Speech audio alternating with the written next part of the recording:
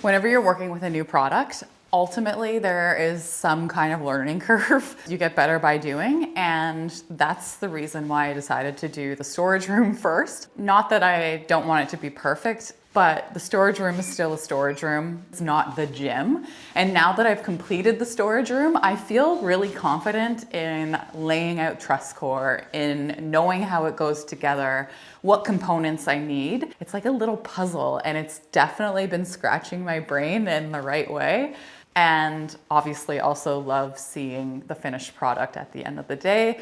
The other nice thing about closed cell spray foam is that you don't have to have vapor barrier. It acts as a vapor barrier, and you can install directly to the studs. So not only did it save me time and energy not having to install the insulation, I also didn't need to install vapor barrier. So we skipped a couple steps here, which at this point, because I am also juggling motherhood, I'm also juggling other work obligations that I enjoy doing, the gym has been slow moving. So spray foam felt like a really big win. And the ease of installation with Trusscore has also been a huge win because I see an immediate transformation instead of having to install drywall, then mud and tape, and then paint. It's just done. When I am done the wall, it is the finished product. With all that being said, I'm finally starting on the walls of the gym. So I'm starting with the J trim and installing it along the bottom. And then this is going on top to cap the Trusscore as well.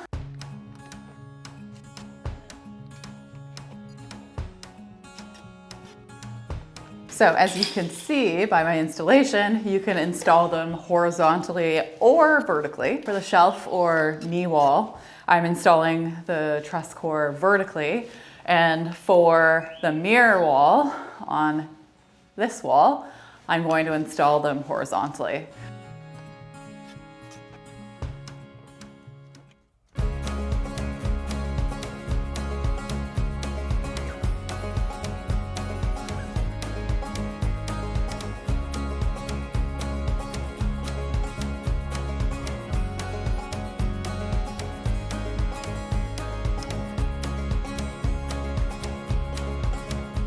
And the reason I'm doing the wall like this is there's gonna be a big mirror right here. And this is mostly gonna be covered with mirror. But I wanted everything in here to be really nice, light, and bright because in this end of the gym, there's no windows anymore. Okay, I've got my U channel. This is the channel that the other trim piece clips into so that your seams are covered. I think technically I was supposed to install this first, but I think I'll be fine. We'll see.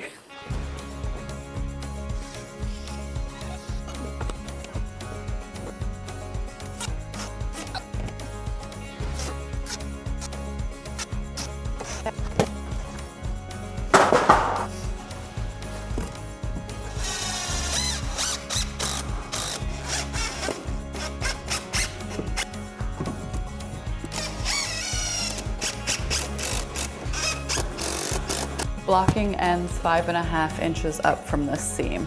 So now, because I know we're gonna be hanging the pull-up bar. You want it up there? Yeah, because I need to be able to hang. Okay, well that helps actually. Yeah. Somewhere like that. Is that high enough? I think put it as high as you can, like that. Okay. And we're gonna fasten into the beam, and then we're gonna fasten somewhere into these blocks. Upside down smiley face. I'm gonna finish this wall by clipping this trim piece into place, hopefully, and call it a day.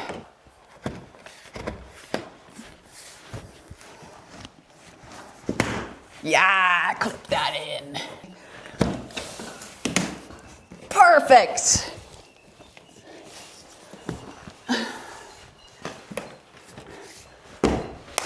Woo! One wall done.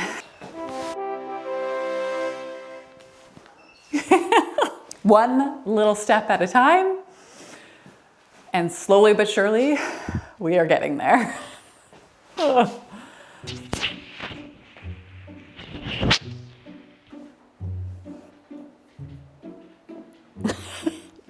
What was it?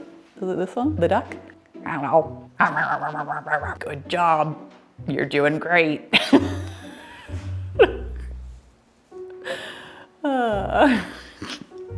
the little things, right? What I was going to do was hop in here and say I haven't been the best Trusscore mom. I uncovered it and then I left it outside, and then there was a big windstorm and there was lots of debris that dropped on this, but that's the best part. It's super durable and super easy to clean. So I wiped it down, obviously, but you can tell that it's definitely dirty from me leaving it outside. And I'm just gonna get a big bucket of soapy water and give it a nice wipe down. That's all you have to do. Awesome.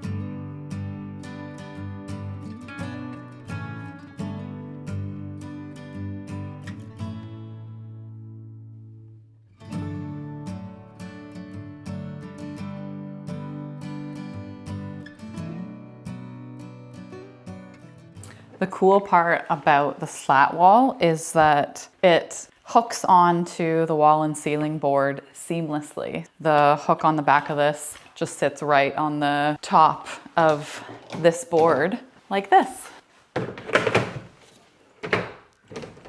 Just like that.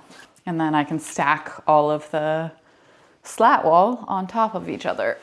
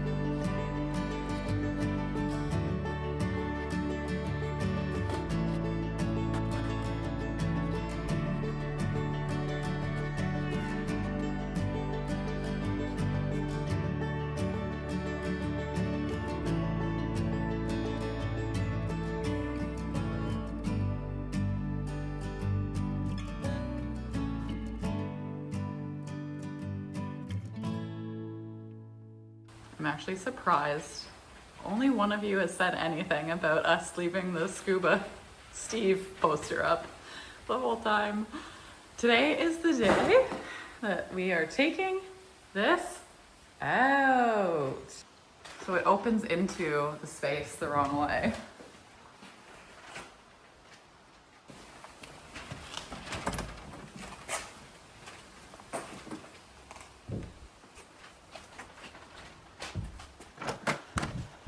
Door is coming off.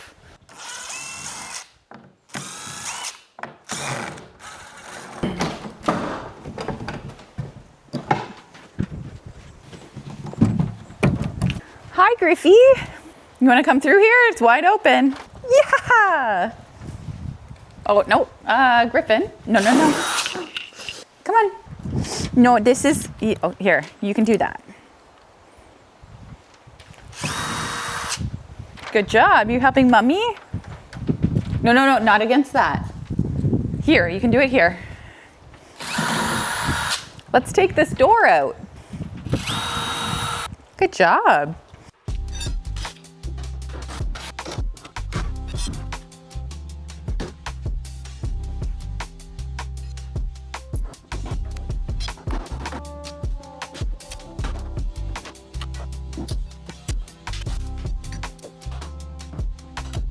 Where I installed the plywood is actually a little bit higher than where the original sheathing is. So I'm cutting up the sheathing to just below the bottom plate. So it's still like laid below the cinder block, but not as low as it is. So it matches on all four sides. I already snapped a chalk line and now I'm just gonna rip off the bottom. I have to do that before I put on the house wrap. Then I have to waterproof the door and then I can install the new exterior door. Layers. And all of these things just take time.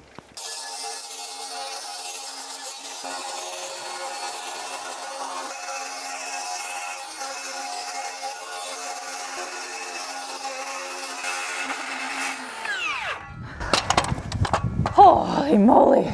Oh, look at all that spider.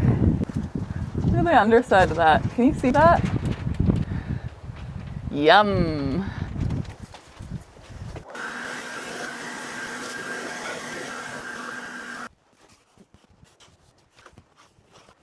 One thing I did want to mention before I cover this up is that this has been exposed for a while, and the longer I've been staring at this like natural wood look, the more I've been thinking that that's the way I want to lean with the actual siding. Everything around here, or everything around this property, in this area of the world, we're in BC, we're on the coast, we're on Vancouver Island, we've got the mainland mountains, we've got big trees on this property. Everything is very natural, organic, and I don't want the building to stand out.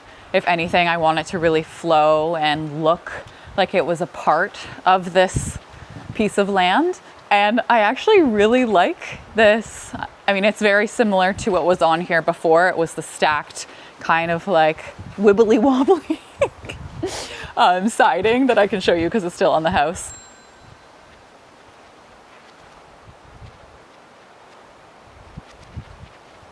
I do like the straighter lines. And I do like the horizontal look with a natural wood look as well for the siding. I haven't decided on the exterior siding for the house, which is why I haven't made any decisions for the garages. I haven't decided whether I want the garages to be similar but different, something complementary to the main house. But the more that I've been looking at this natural wood side of this garage, the more I'm leaning towards a natural wood look. I've also thought about just like straight up black, keep it dark and moody as well. Taking inspiration from this before I cover it up with house wrap.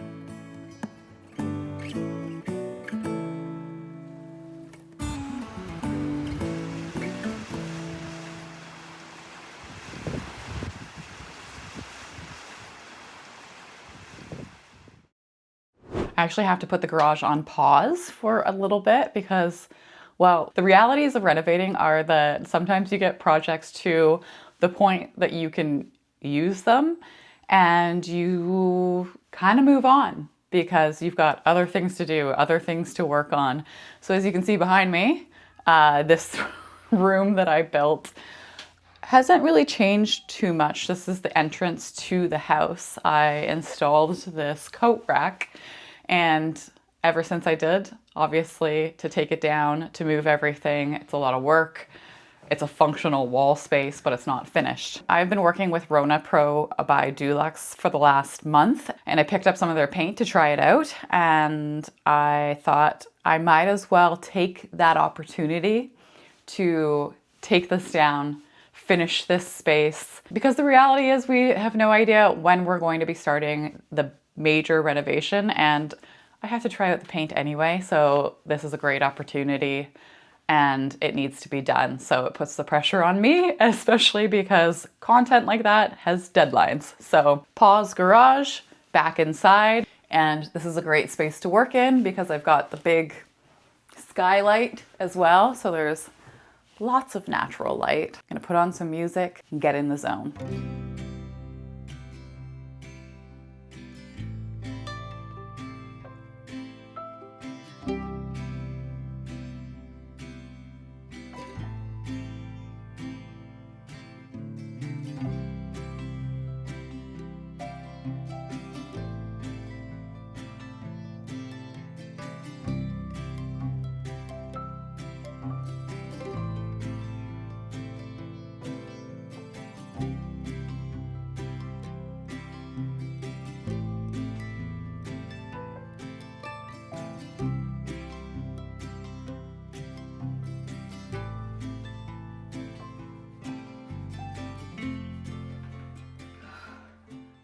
This is what I don't miss about drywall. Oh my gosh, I'm covered. Sweaty, dusty, dirty. I would have to say drywall is probably, if I'm being very specific, sanding is one of my least favorite things to do. But it's done. Gentle, yeah.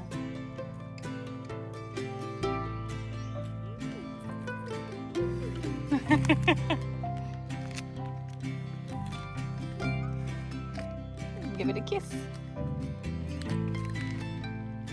Oh, nice kiss. Good kiss.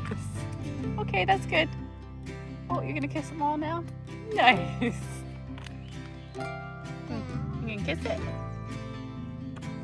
Good kisses.